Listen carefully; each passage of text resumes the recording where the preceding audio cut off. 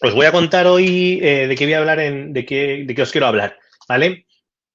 Lo he titulado Metodología de observación para analizar a rivales. Básicamente, hablando de manera clara, lo que vamos a intentar es qué tenemos que hacer o en qué nos tenemos que fijar a la hora de analizar rivales o qué pautas tenemos que tener en cuenta cuando nos ponemos delante de un ordenador, en un campo de fútbol, en una televisión y vamos a ver a analizar rivales. ¿Por qué he querido hablar de esto? Porque al final yo una de las preguntas que más me hace la gente es, oye Dani, es que yo, vale, quiero analizar rivales, pero me pongo a ver un partido y no sé muy bien en qué me tengo que fijar. No sé qué mirar, no sé qué tengo que observar, no sé qué tengo que apuntar. Entonces, voy a intentar con esta pequeña charla fijar un poco una serie de objetivos en los cuales tenemos que poner el foco cuando queremos analizar fútbol. Al final, como hemos hablado ahora en la introducción, en el fútbol puedes analizar miles de cosas, millones, es prácticamente infinito.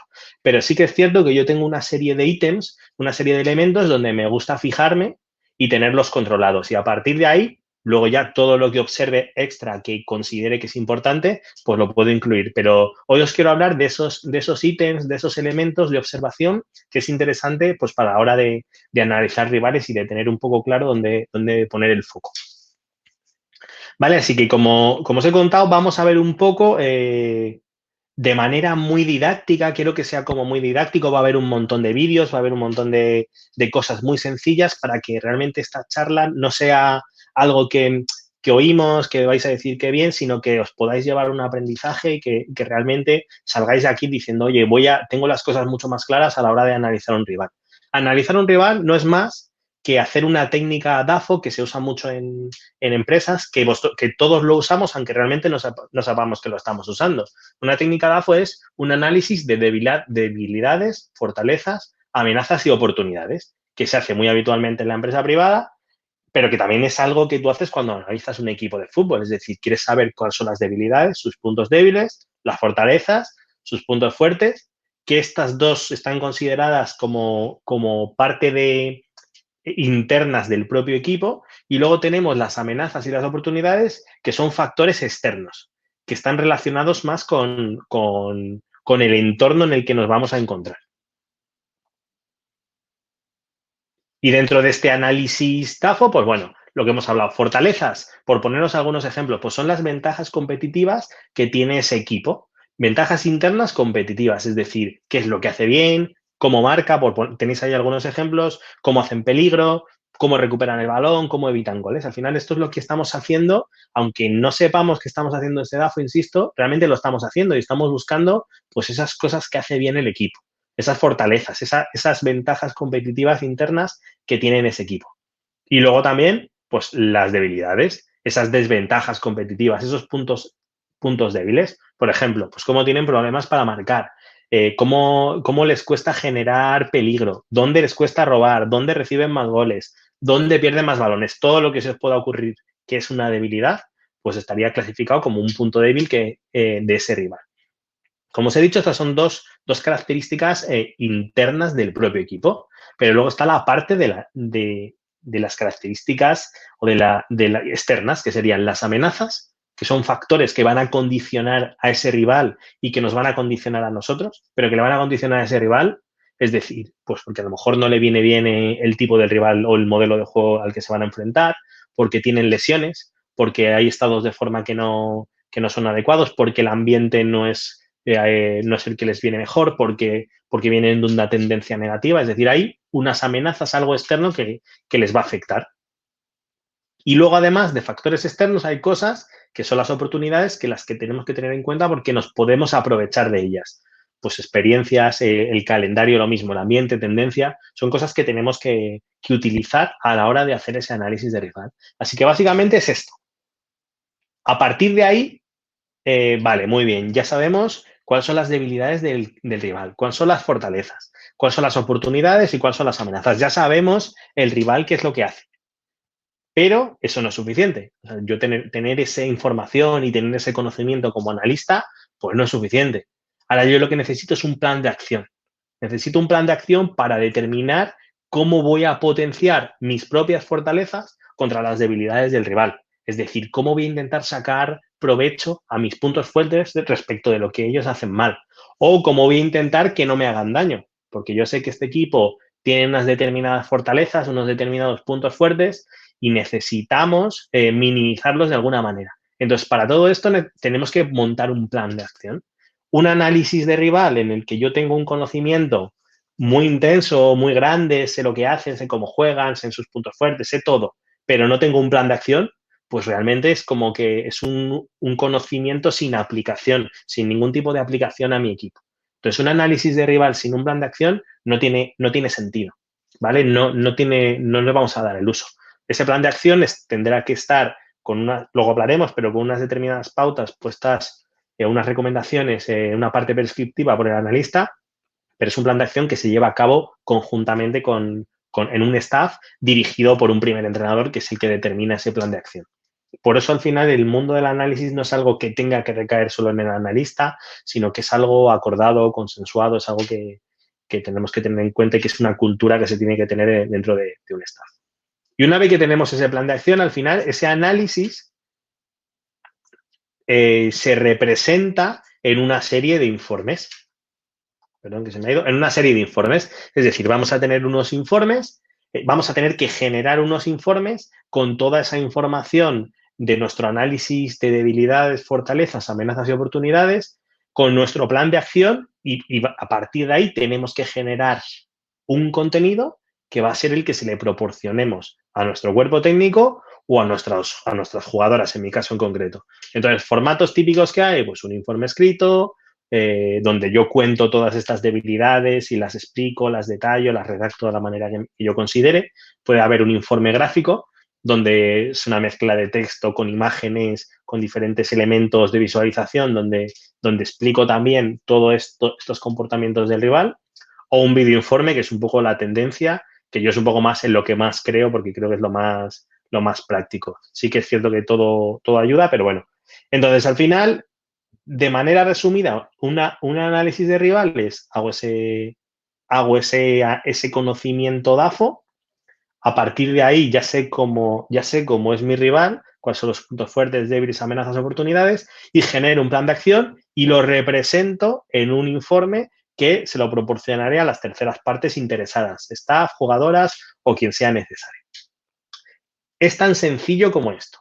Pero claro, la pregunta después es, vale, Dani, eso suena muy bien, pero yo ahora me voy a poner a hacer ese análisis DAFO, me voy a ver un partido y a ver qué me encuentro, ¿vale? Entonces, realmente, cuando estamos empezando, pues es difícil poner el foco en los elementos correctos a la hora de analizar el fútbol.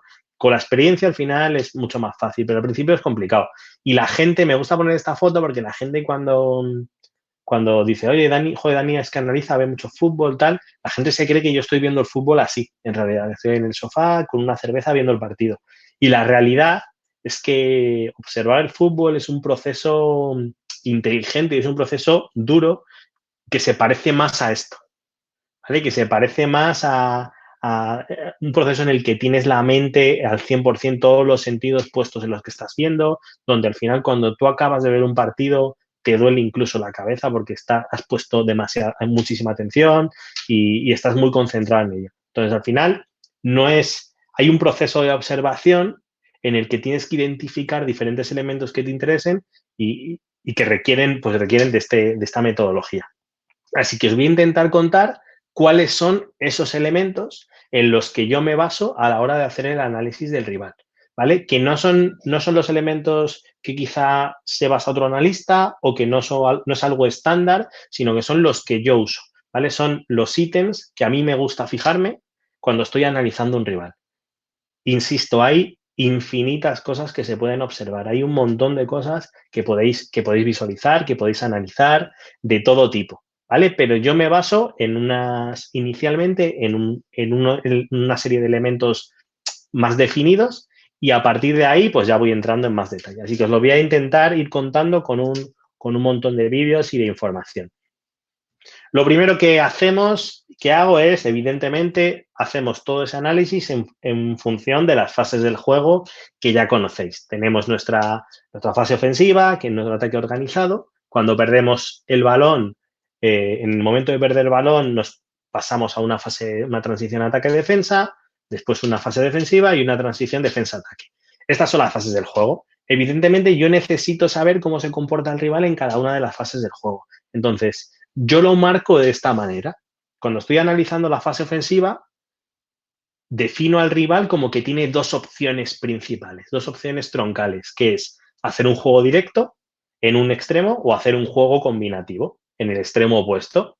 Y a partir de ahí, pues una serie de gamas medias en las que se puede mover ese rival. Yo intento situar al rival en esa fase ofensiva en alguna de esta escala para saber en qué proporción hace un juego directo, en qué proporción hace un juego combinativo. Es decir, que intenta progresar en el juego poco a poco o que intenta hacer un juego directo que pasa desde la fase defensiva, desde la línea defensiva hacia la línea de ataque directamente sin conectar con el centro del campo. Entonces, me interesa posicionar al rival en algún elemento, en algún punto de esta escala, entre directo y combinativo en esa fase ofensiva.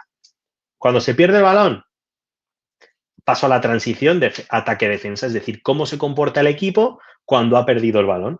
Y aquí tenemos los dos extremos, que es hago un press tras pérdida fuerte o repliego y me ordeno en mi campo. Entonces, igualmente tengo que posicionar, mi idea es posicionar al rival en algún punto de esta escala en el que un extremo será repliegue total y el otro extremo será press tras pérdida total.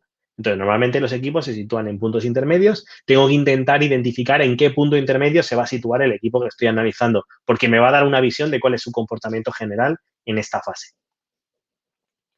Una vez que estamos en fase defensiva, comportamientos, lo mismo. Puedo hacer una presión o puedo hacer una contención y colocarme para esperar esperar el robo, el fallo del rival para poder aprovecharme.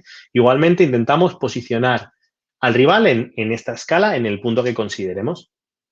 Y cuando hemos recuperado el balón, pasamos a la transición defensa-ataque, donde las opciones principales es un contraataque rápido o una conservación de balón. Un contraataque en el que intento acelerar el juego para llegar rápidamente y sorprender a mi rival, sorprender al rival que tengan en ese momento, o conservar el balón para pasar a una fase de ataque organizado. Entonces, dentro de todas las fases del juego, más acciones a balón parado, para mí es importante posicionar al rival en estas 4 escalas para ver en qué punto de cada una de las escalas están en sus comportamientos durante el juego. Y luego es importante que al final los comportamientos no son los mismos en función de la zona en la que se producen. Hay muchos más factores que afectan, como es el resultado, como es el momento de la temporada, como es si local o visitante. Hay un montón de cosas que afectan a estos comportamientos. Pero bueno, yo de manera general, por simplificar, me gusta fijarme en cómo son los comportamientos en zona de inicio, cómo son los comportamientos en zona de creación y cómo son en zona de finalización, en función de las zonas en las que se producen. Porque creo que un equipo, normalmente esto le afecta mucho, ¿vale? Le afecta mucho la zona en la que se producen. Insisto, le afectan un montón de cosas más al comportamiento, infinitas cosas también diría. Pero bueno, como quiero mostraros unos ítems sencillos, unas cosas sencillas, pues yo os recomiendo que os fijéis en esto, por lo menos yo lo hago así. Y luego, más cosas que es interesante tener en cuenta. La ocupación del espacio y los posicionamientos de los bloques. A mí me gusta saber los equipos cómo son a lo largo de su eje transversal, es decir, cómo son de amplios, cómo son a lo largo de su eje longitudinal, qué significa cómo son de profundos, y luego cómo se comportan en función a la referencia del balón, cómo de densos son, cómo acumulan jugadores alrededor del balón. ¿Vale? Entonces, el tema de ocupación de espacios es importante para entender pues, cómo es su posicionamiento sobre el campo de manera general. Y luego, a la hora de defensivo, el posicionamiento de los bloques. Si es un equipo que se sitúa en un bloque alto, con una tendencia a estar en campo rival, un equipo que se posiciona en un bloque medio o en un bloque bajo.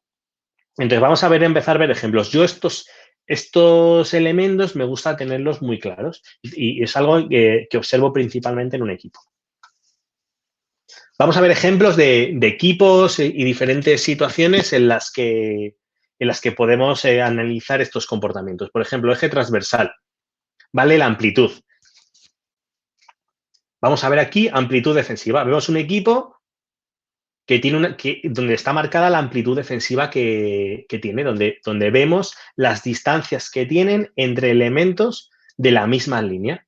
Nos podemos fijar aquí la amplitud con la que están trabajando a nivel defensivo.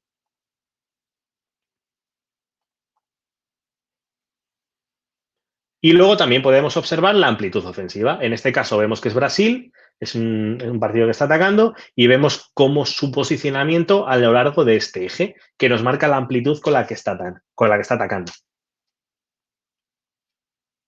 Fijaros cómo mantiene laterales abiertos, provocan que se generen espacios por dentro o incluso que esos laterales pues, puedan recibir.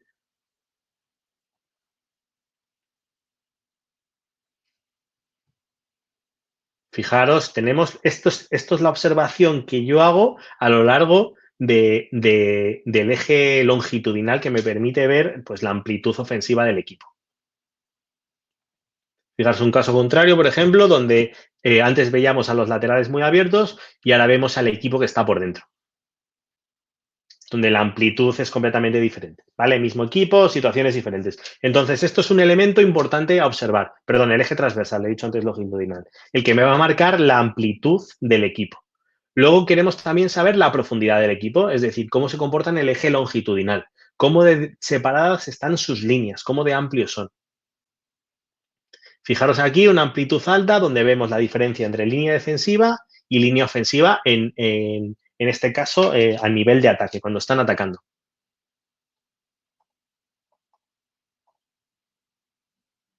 Y luego podemos analizar la amplitud defensiva, es decir, cómo se colocan y a qué alturas colocan las líneas, en este caso, defensas con respecto del resto de líneas del equipo. Vale, entonces, ocupación de espacios a lo largo de los dos ejes, amplitud y profundidad. Yo son dos elementos que me fijo a la hora de analizar el rival porque creo que me van a dar mucha información. Y luego con referencia al balón. Cómo se juntan o cómo acumulan jugadores alrededor del balón, cómo es la densidad. Vemos en este caso Atlético Madrid, cómo acumula a muchos jugadores alrededor del balón. Entonces, hay equipos que tienen mucha tendencia a acumular jugadores y a posicionar jugadores cerca del balón, por lo tanto, los espacios están en el lado contrario y hay equipos donde no acumulan tantos jugadores y se equilibran de otra manera. Entonces, es algo que también para mí es importante controlar del rival para poder aprovecharlo, para poder sacar partido. Entonces, respecto de la ocupación, tendríamos esto. Y el posicionamiento de los bloques, pues bueno, es muy claro. Hay equipos donde sus bloques son bloques altos que saltan a campo rival valientes constantemente. Fijaros aquí cómo este equipo vive prácticamente en campo rival a la hora de hacer la fase defensiva. Fijaros aquí, pierde balón y la mayoría de sus jugadores, de sus elementos, saltan a campo rival y tienen un comportamiento y un posicionamiento en bloque alto.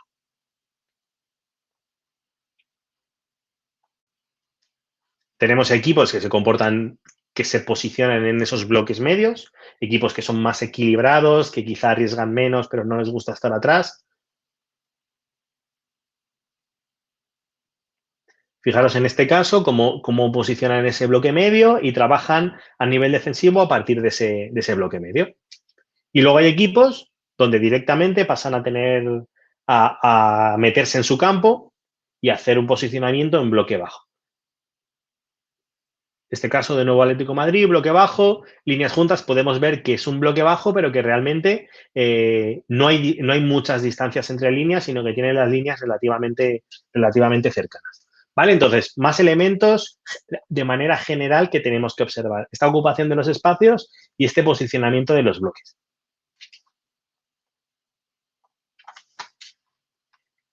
Y vamos a ver ahora un poco por fases, ¿vale? ¿Qué podemos observar en cada una de las fases? Eso es un poco como general y vamos a ver qué podemos hacer en cada una de las fases.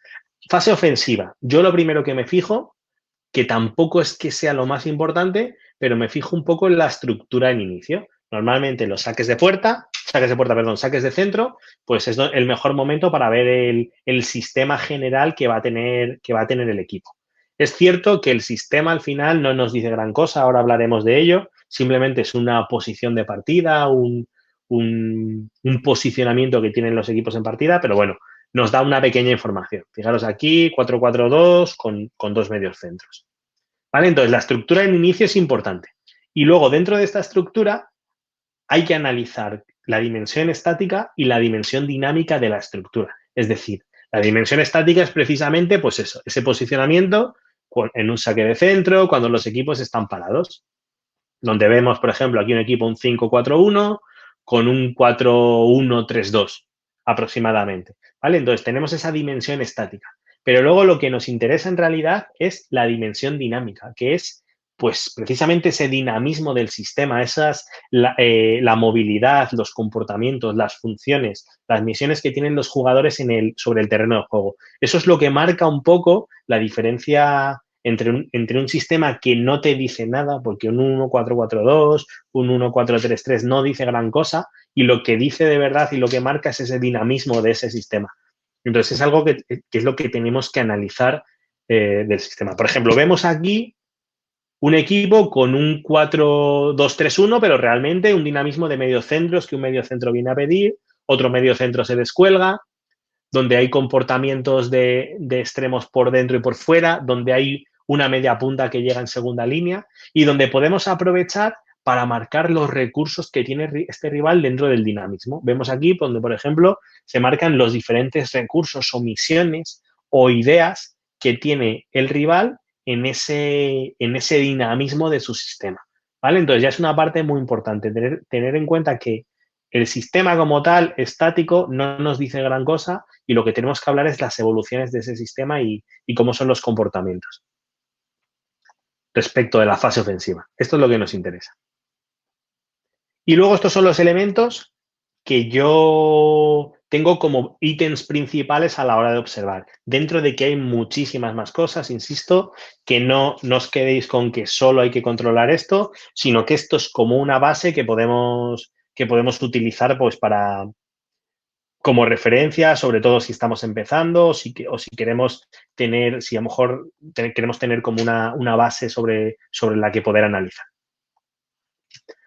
Lo primero, estilo de juego. El estilo de juego, pues al final, a mí me interesa saber, lo hemos hablado antes durante las fases, si es un estilo directo o es un estilo combinativo. Un estilo directo en el que el rival, desde su línea defensiva, intenta conectar con la línea ofensiva, con los delanteros, donde los centrocampistas prácticamente están pues para recoger segundas jugadas, para estar cerca de la presión tras pérdida, para estar en las ayudas, pero que no participan en esa creación ofensiva, ¿vale? Esto sería el juego directo. Y luego tenemos el contrario, que es el juego combinativo, en el cual pues la progresión se intenta hacer a partir de diferentes pases entre muchos de los elementos de los jugadores en el partido. Vemos este equipo como intenta progresar, normalmente se caracteriza por tener paciencia, por querer ser dominadores, por querer llevar el peso del partido y el peso del juego, pero también se caracteriza por muchas más pérdidas, por muchos más riesgos,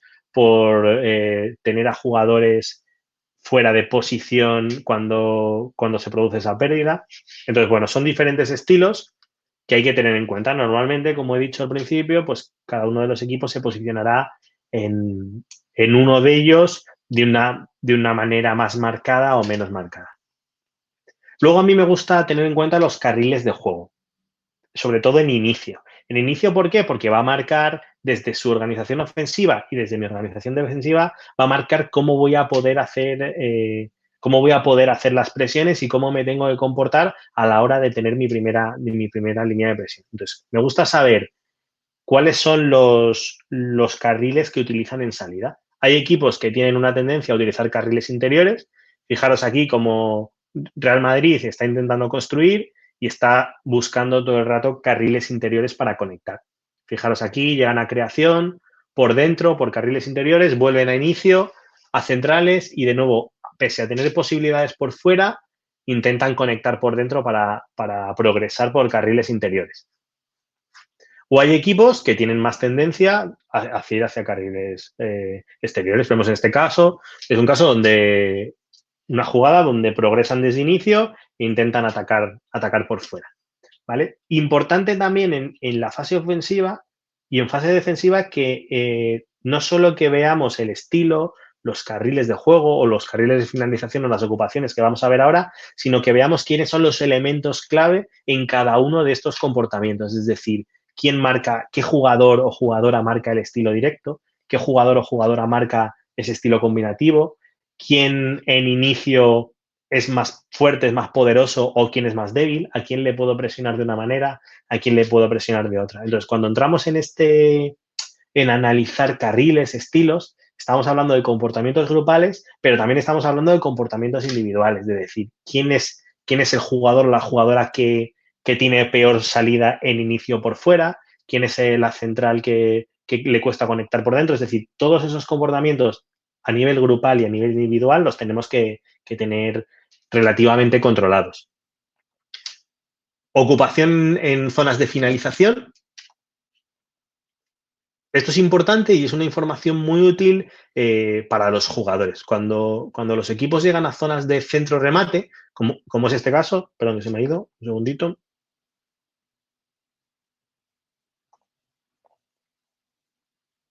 Cuando los equipos, decía, llegan a zonas de centro y remate, como esto, al final lo que hay que controlar es cuántos jugadores incorporan a zonas de remate y cuántos jugadores incorporan a zonas de rechace, porque esta información es muy útil para mis propios jugadores para que se comporten de una determinada manera.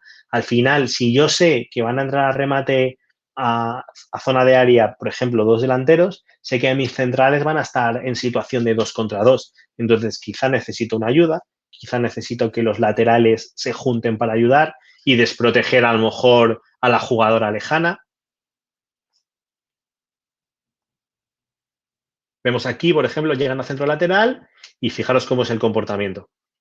Tengo una situación de 2 delanteras, tengo una jugadora que entra en segunda línea, tengo una lejana y tengo 2 jugadoras cerca de zona de rechace. Entonces, esto va a afectar a mi equipo. Va a afectar, y esto es una información que yo quiero conocer para poder trasladársela a las jugadoras, en mi caso, para que ellas tengan claro que van a tener una situación de 2 contra 2 de centrales, que los laterales quizá tienen que desproteger, como he dicho, jugadoras lejanas para echar una mano, que quizá medios centros tienen que intentar llegar para las ayudas a centrales, que hay que controlar zonas de rechace. Entonces, es importante la ocupación, cómo va a ser la ocupación en área del rival en caso de ataque, sobre todo en centros laterales. Me va a dar mucha información de cómo yo defender esto. ¿Vale? Las ocupaciones en zonas de finalización. Y luego los carriles por los que se finaliza. Hay equipos que tienen mucha más tendencia de atacar por carriles interiores en finalización o hay equipos que por carriles exteriores. Fijaros este equipo, Arsenal, la Premier femenina, es un equipo que tiene tendencia a atacar por carriles interiores en zona de finalización e intentar finalizar por ahí. Fijaros como de nuevo sacan el balón zonas centrales e intentan finalizar desde fuera por carriles interiores. Aquí tienen opciones para jugar a las bandas, conectan entre situaciones de inferioridad, pero conectan por dentro e intentan finalizar. ¿Vale? Entonces, con una tendencia clara a finalizaciones interiores. O hay equipos que al contrario, pues intentan rápidamente llevar el balón al exterior para poder atacar a partir de ahí, porque saben que a partir de ahí pueden hacer peligro. Fijaros este equipo como mantiene una de las jugadoras por fuera, porque sabe que es una jugadora peligrosa, rápida, que genera muchas situaciones de peligro. Entonces, rápidamente, este rival, en cuanto tiene posibilidades, intenta sacar ese balón a zonas exteriores para a partir de ahí generar peligro. Fijaros ahí de nuevo, se revuelven por derecha, en este caso incluso siempre por derecha. Y a partir de ahí, situación de centro lateral y gol. Incluso nosotros, aún sabiéndolo, también sufrimos este punto fuerte que tenía el rival, porque al final muchas veces es complicado. Son puntos fuertes que hay que intentar minimizar, pero que no siempre es posible. Entonces, este equipo tenía una tendencia clara a utilizar carriles exteriores y en este caso por la derecha incluso. Entonces, es una fase ofensiva. Son unos ítems sencillos que me van a dar una visión muy clara de cómo juega el rival o cómo ejecuta el rival esa fase ofensiva. Y luego en fase defensiva, ¿qué podemos observar? Pues tenemos inicialmente la estructura defensiva. A mí me gusta saber cómo se comporta la primera línea en presión, es decir, si me van a venir, con cuántos jugadores me van a venir a presionar y a qué altura se van a posicionar. Porque al final eso lo que me va a permitir es a mí trabajar la salida durante la semana. No es lo mismo que me vengan a presionar 1, que me vengan 2, que me vengan 3 y la altura a la que me van a presionar. Entonces, fijaros aquí como un equipo que presiona con 2 y las alturas en las que se está manejando. Todo esto es una información que es vital desde mi punto de vista para tú poder trabajar la semana. Este equipo, fijaros, las alturas es diferente y cómo ejecutan la presión. Más ejemplos. Una jugadora en presión, una línea de 4 una segunda línea de 4 que salta especialmente cuando el balón cae a las bandas. Entonces, primera línea, elementos de la primera línea, número de elementos y las alturas a las que se posicionan. Pero además de eso, necesito saber cómo se posicionan los alejados. Es decir, vale, yo sé que la primera línea me va a hacer esto, pero necesito darle información a mis jugadores también en línea defensiva para saber cómo se van a comportar los alejados, para que ellas, en este caso, nuestras jugadoras, tengan opciones y tengan claras cuáles son las ideas. Por lo tanto, es muy importante entender cómo se comportan también los alejados. Ya sabemos que me van a presionar con 1 o con 2 o con 3, pero habrá alejados que sigan y habrá alejados que no sigan y que permitan. Entonces, a partir de ahí, nosotros tenemos información para decidir cómo vamos a querer sacar el balón y cómo vamos a querer organizar esa salida respecto de cómo nos va a defender el rival. Fijaros aquí donde podemos ver alejados y cercanos que se comportan en este 4-4-2 con vigilancias. Entonces, prácticamente se emparejan y vemos como los alejados también están emparejados y están muy controlando pues ese duelo individual. No solo sabemos que van a presionar con 2 a una altura determinada, sino que sabemos que los alejados se comportan de determinada manera. ¿Vale? Esto es fundamental. Luego, hay que controlar las distancias y los espacios, como hemos hablado. Espacios entre líneas. Vemos aquí un ejemplo muy claro. Un rival inicia la presión con 1, segunda línea de 3, tercera línea de 2, que se puede convertir en una línea de 4, donde al final hay una distancia entre líneas muy clara que nosotros podemos aprovechar. ¿Vale? Entonces, estos espacios entre líneas son interesantes porque nos va a permitir posicionar jugadoras en esos espacios o generar movimientos de jugadoras para que aparezcan por sorpresa en esos espacios y poder conectar. Y que nuestra primera línea entienda que esos espacios existen y los busquen. ¿Vale? Entonces necesitamos saber cuáles son los espacios y las distancias entre líneas y cuáles son los espacios y las distancias entre jugadores. Fijaros aquí porque podemos ver varias cosas a la vez en este vídeo. Vemos que es un equipo que ha perdido el balón, se produce una transición y en esa transición al final lo que tenemos es un equipo que se ha roto, donde 4 jugadoras se quedan prácticamente sin repliegue y 6 jugadoras vienen. Por lo tanto, hay una distancia entre líneas grande, pero luego hay muy poca distancia entre elementos del mismo bloque en este caso, donde vemos que el lateral está cercano, central está cercano y los dos medios centros, que es el número 5 y 6, están cercanos. Entonces, hay poca distancia, es un equipo que está basculado, que tiene una densidad de jugadores cerca de balón, pero que quizá las distancias entre líneas es más grande en estos casos en concreto. ¿Vale? Más elementos para que tengamos en cuenta, para que sepamos qué tenemos que observar. Tipos de presión que nos pueden hacer. Bueno, pues necesitamos, o a mí me interesa saber la intensidad con la que me van a hacer la presión, porque no es lo mismo un equipo que te hace que es intensa en esa primera línea de presión o un equipo que es pasivo. Fijaros aquí donde una jugadora ejecuta una presión con una intensidad muy alta. Por lo tanto, yo sé que mis centrales van a tener poco tiempo para poder ejecutar. O al contrario, hay equipos donde son más pasivos y donde te permiten, pues, digamos, salir con más calma porque tienen más pasividad en la presión que ejecutan. Y luego, ¿qué comportamientos? Es decir, ahora yo sí que ya sé cómo me van a hacer, con qué intensidad me van a hacer la presión, con cuántos elementos en la primera línea, cómo se van a comportar los alejados. Ya sé si hay distancias entre líneas o no y entre jugadores. Y manejo más o menos los espacios que pueden aparecer. Pero ahora tengo que saber cómo se van a comportar esos jugadores rivales cuando son superados. Es decir, cómo se reorganizan cuando somos capaces de superar líneas. Que es lo que podemos ver aquí en este vídeo, algún ejemplo. Vemos equipo que pierde balón, entonces habrá elementos del rival que hagan repliegue y habrá elementos que no lo hagan, entonces habrá jugadores que no lo hagan. Entonces, esto es importante porque podemos decidir dentro del plan del partido cómo vamos a querer superar las líneas o si nos va a interesar saltar líneas rápidamente porque sabemos que el equipo no repliega. Un equipo, por ejemplo, que no tenga donde no haga muy bien los repliegues, quizás es interesante saltar esas primeras líneas de presión rápido porque sabemos que no van a volver. Pero si quizá el equipo repliega bien, a lo mejor tenemos que tener más paciencia y encontrar una solución mejor que saltar líneas rápidamente. ¿Vale? Entonces, son comportamientos que también tenemos que controlar a la hora de analizar al rival. Y luego la defensa del área, que es muy parecida pues, a la ocupación del área en ataque. Tenemos que ver cómo van a ocupar las posiciones ante centros laterales. Antes habíamos hablado de cómo se va a atacar ese remate y esas zonas de rechace, y ahora necesitamos saber pues, cómo va a defender el rival precisamente esas situaciones de centro lateral. Y por último, me gusta controlar el juego aéreo de los rivales.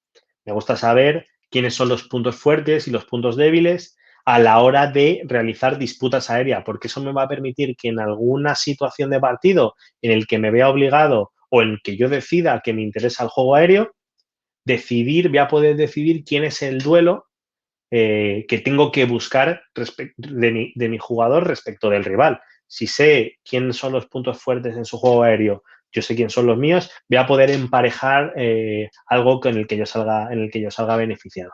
Entonces, es interesante también a nivel individual, pues cuál es el manejo del juego aéreo en los equipos.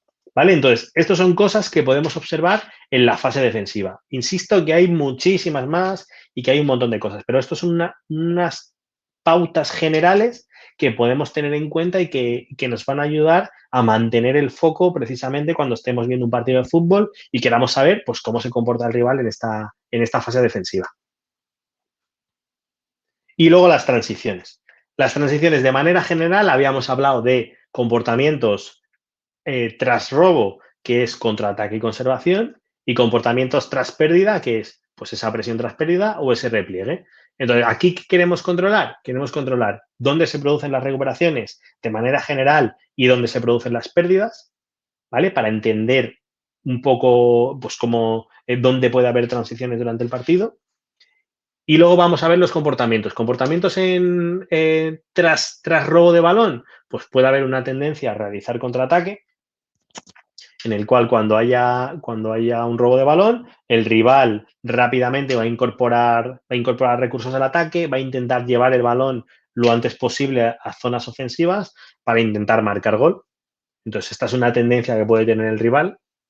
O puede tener la tendencia contraria, que es robo, pero realmente, si no lo tengo muy claro, conservo el balón y a partir de ahí genero un ataque organizado. Vemos aquí como no hay posibilidad de progresar, entonces organizan y a partir de ahí pues pasan a la fase de organización ofensiva e intentan atacar a partir de ahí. ¿Vale? Entonces tenemos que ver el rival dónde se va a posicionar en estos dos comportamientos. Y en la transición defensiva, pues igualmente necesitamos ver cuando hay una pérdida, si es un equipo que tras pérdida va a ir a hacer esa presión, por lo tanto, me va a dar a mí una información de si rápidamente tengo que sacar el balón de esa zona de pérdida, porque va a haber una presión tras pérdida fuerte. O si por el contrario, como podéis ver en este ejemplo, hay una pérdida, pero realmente no hay una presión tras pérdida muy intensa, donde hay gente y tiene una acumulación de gente, pero no hay una presión que me vaya a provocar que tenga que jugar rápido a lo mejor a otras zonas. ¿Vale? Entonces, sí, interesante saber la presión tras pérdida, los comportamientos de presión tras pérdida en la transición defensiva o si por el contrario es un equipo que decide replegar, que en vez de venir a balón deciden replegar a zonas defensivas para tener orden defensivo digamos, a otras alturas más cercas de su portería.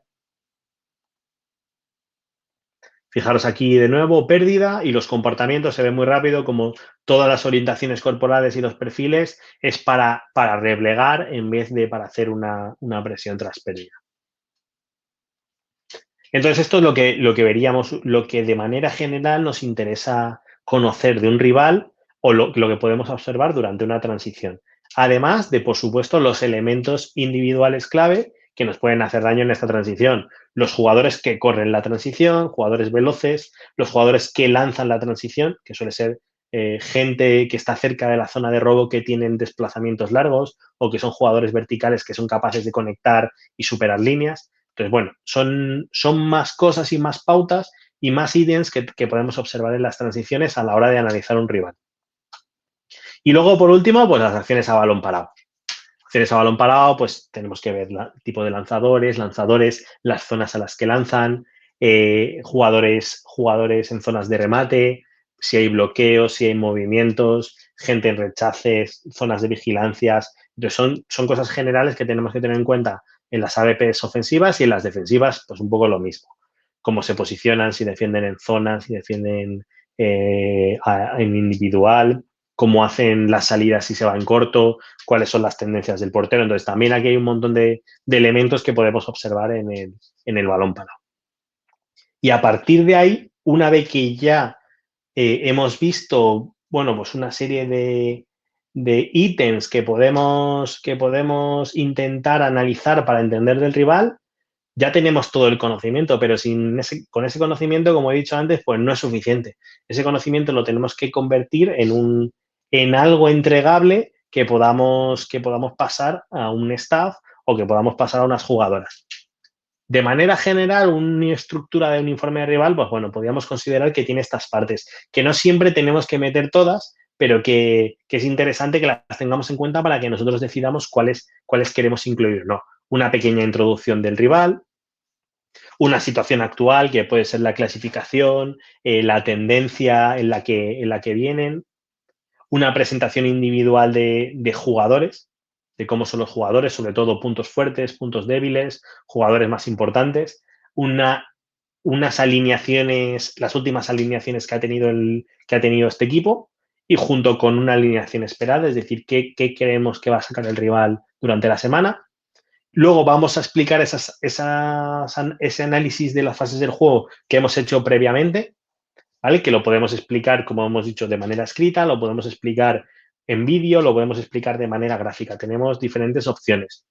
Vamos a incluir también las AWPs, normalmente al final, y luego se suele acabar con los goles, que es como la parte más representativa del fútbol y que es interesante ver no solo cómo se comportan, sino al final cómo son capaces de hacer daño. Y la parte prescriptiva. La parte prescriptiva es el plan de partido que nosotros creemos que se tiene que ejecutar para que todo este conocimiento del rival relacionado con nuestro modelo pues tenga sentido y de verdad estudiar al rival nos ayude a nosotros a ganar. No nos dé simplemente un conocimiento del rival, sino que vamos a poder establecer un plan para poder sacar partido y estar más cerca de nuestro objetivo, que es ganar.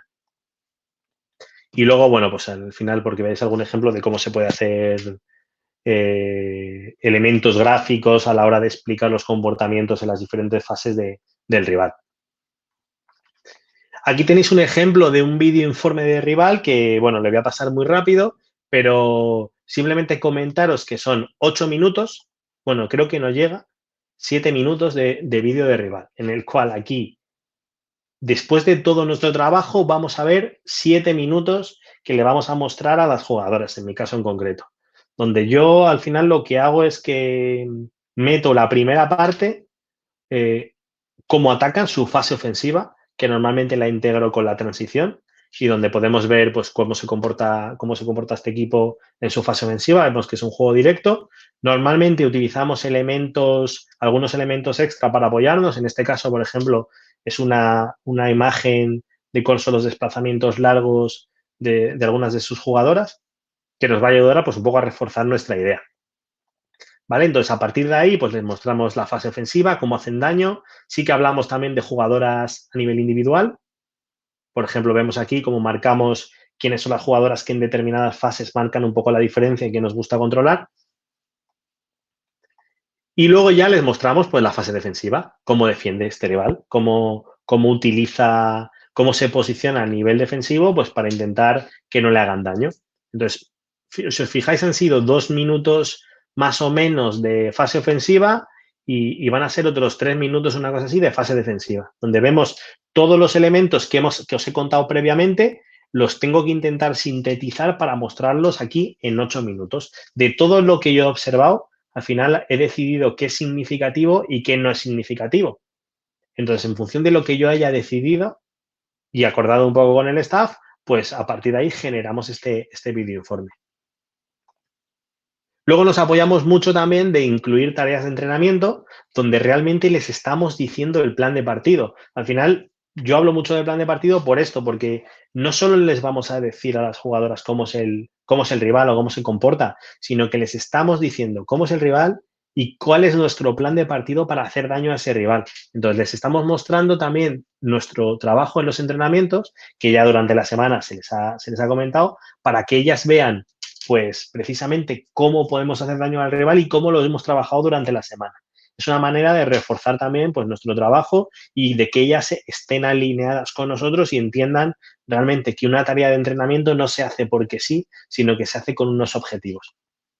Entonces, para nosotros es importante poner esta parte también de trabajo en entrenamiento, donde ellas van a ver en qué se tienen que focalizar a la hora de sacar adelante ese partido. Y luego, por último, pues bueno, al final incluimos el balón parado. La última parte, balón parado. ¿Vale? Como os he dicho, son 7 minutos de vídeo, que un poco con las explicaciones se puede ir a 12, 13, 14 minutos. Y nada, ya para acabar, os quería simplemente decir la importancia precisamente de esta parte final que es pues la generación de ese informe o la generación de ese vídeo, porque al final vamos a dedicar un montón de tiempo en analizar al rival, en ver todos esos elementos que os he contado y otras muchas más cosas que nosotros queramos ver en función del tiempo, de los recursos, de los medios que tengamos. Pero vamos a dedicar un montón de tiempo que, bueno, en mi caso, por ejemplo, yo veo unos 5 partidos de rival aproximadamente, cada vez que analizo un rival. Por lo tanto, son 90 minutos de partido por 5 partidos.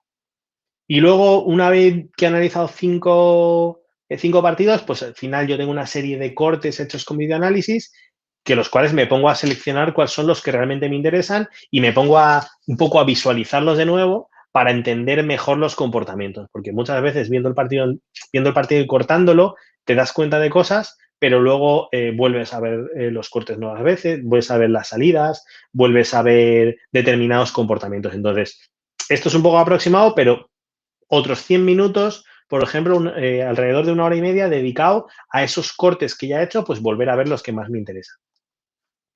Y luego, una vez que ya he visto todos los cortes y ya he entendido, no a la perfección, pero he entendido muy bien cómo juega el rival y cuál es su DAFO, cuáles son sus puntos fuertes, cuáles son sus puntos débiles, a partir de ahí ya tengo que filtrar, porque al final, imaginaros que tengo 90 minutos por 5 partidos, entonces tengo un montón de minutos de partido, tengo un montón de cosas, entonces tengo que filtrar cuáles son lo que a mí me interesa realmente sacar en los informes.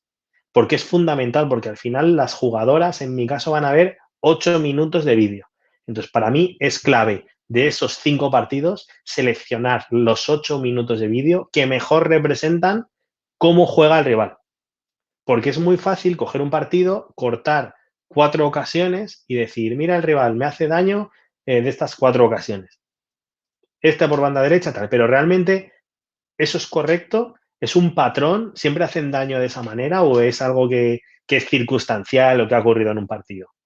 Entonces, por eso lo importante realmente es diferenciar cuál es un patrón que crees que se va a reproducir en el partido y cuál ha sido algo circunstancial. Entonces, en esos 8 minutos tienes que intentar filtrar adecuadamente para seleccionar exactamente lo que tú creas que representa al rival, ¿vale? Que lo representa de la mejor manera. Entonces, he puesto 120 minutos, 2 horas, sería mucho más también, y preparar la presentación a partir de ahí. Esto sale unas 11 horas. Ya os digo que es tirando muy por bajo, muy, muy por bajo. Ojalá fueran 11 horas. Y además que no se pueden hacer seguidas porque el nivel de concentración que requiere entre cada uno de las tareas es muy alto. Pero bueno, es una cosa aproximada para que os hagáis una idea de lo que os quiero transmitir. Y es que al final, 11 horas